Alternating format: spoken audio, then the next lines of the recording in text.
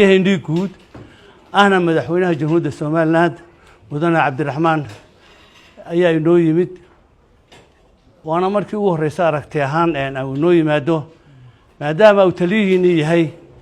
إنه داوي حس تصالح هاي دسيو أثبرتنا أيام مهمة مدن مدحونه وسلاكيش ترسك جود وحي طلع تصالح نصيص مدحونه ياربانون هاي وأنا فلنا مدحونه كسر شرف وين بيت هاي إن أنا ما أنتظر دحين شوقه يدو حرينهين جيسيدي عدود يجاشان كوها قرنك السوماليلاند أنا واتريها جود عيدك قرنك كان وكيل الشعب السوماليلاند وحان قف إذا يكون هاد علينا نفهر نمدينة وضنية دينة يدعى النمدة هذا هو قرب حدال إلى أنت حريته يقرر نمدة السوماليلاند وحان ما أنت قوان صدي إلى ندين دحي معده سيانو وكور قالوا حالة دين دقيستو حكته يور بحينها أتعيشهين إذا إلى وداكتان إسلام مركانا أنا إنديو وأن كورميرو هل كأي تحي إن أنكبر عبد بهابينته يبدو بالنسك أن لدونيو عيدا كقرك دالكسته والدنيا كمده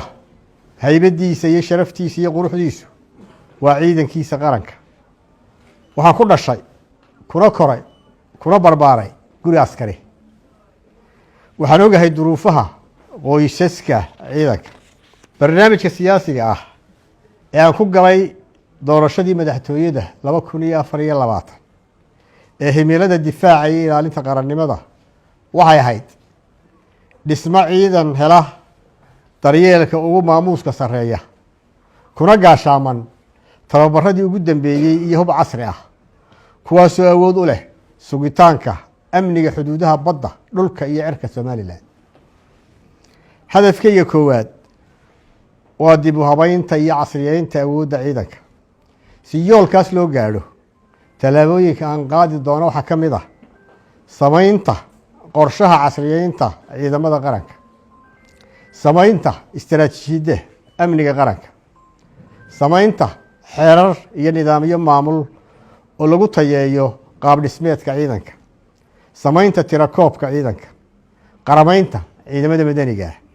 samaynta ciidamo kayda iyo samaynta ciidamada cirka inkasta oo dhaqaalaha jamhuuriyadda Soomaaliland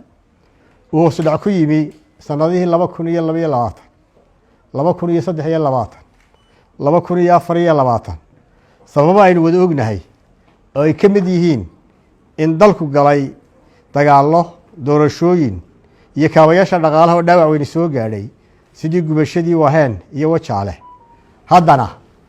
waxaan fulin doonaa mushahar kordhintii ciidanka ee aan ballan qaaday ee ahayd 250 muddo xileedkayga waxaana ku soo saari doonaa